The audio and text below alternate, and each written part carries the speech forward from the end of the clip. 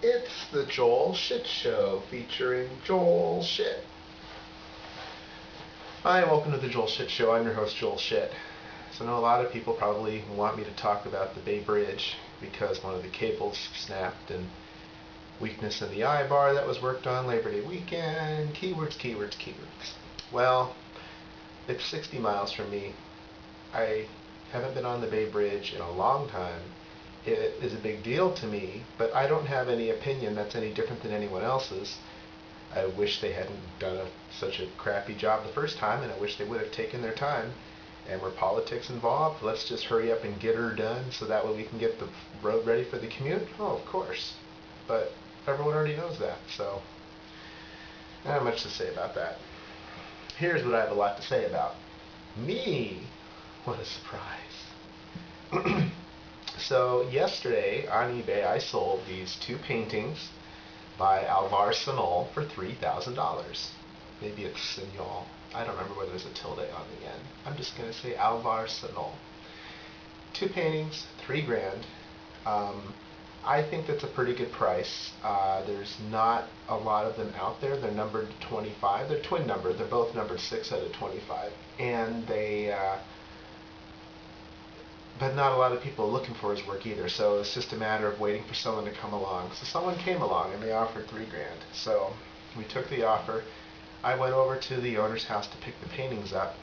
She still was hanging them on the wall, so I haven't been holding on to them, and that's fine. I mean, I could put them in the storage space, but then what happens if someone breaks in? What happens if if it floods? You know, let her hang on to them. I mean, they're works of art. They deserve to be looked at. So I pick them up, put them in the car. It's like 9:30 at night. I can't go to the UPS store, they're closed. I'll go to FedEx Kinko's, now called FedEx Office. They do all that shit. And so I figured, hey, let's make them some money. So I go down there and I say, I've got these two paintings, can you mail them for me? And the guy walks out to the car and he goes, I don't have any boxes that size. I could sell you some smaller boxes and you could put them together.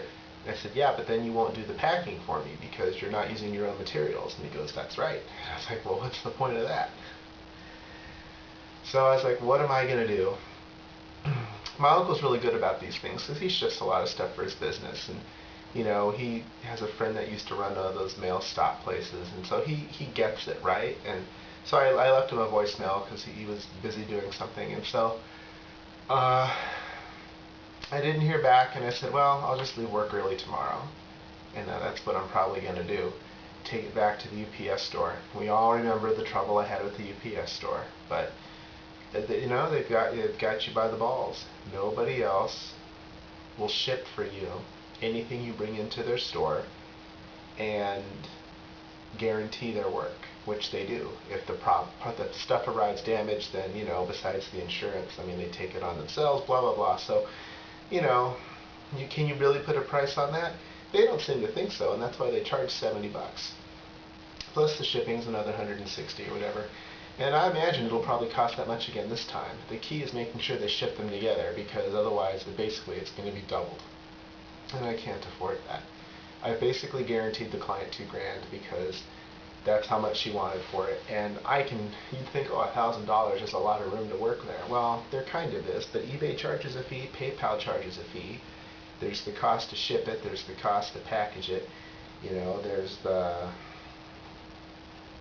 I have to pay a commission to the guy who gave me the lead. So, you know, there's like a couple $100 left after all that. And, you know, to risk everything and leave work early and all that. So, you know, it's a calculated risk, but I'll take the train before. I'll get home a half hour early, and that should give me enough time to go, drop it off, and come home. We'll see.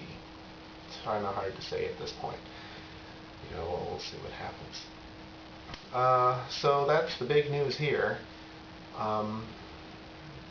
Last night was opening night in the NBA. I watched the Lakers and Clippers, and the Clippers look like the Clippers. What a shock. I watched the Cleveland Cavaliers play Boston Celtics. Shaq can't make free throws, that's news. And I ordered a pizza. So there you go. That's all the time we have today. Visit us on the web at joelshitshow.com. Email joel@joelshitshow.com.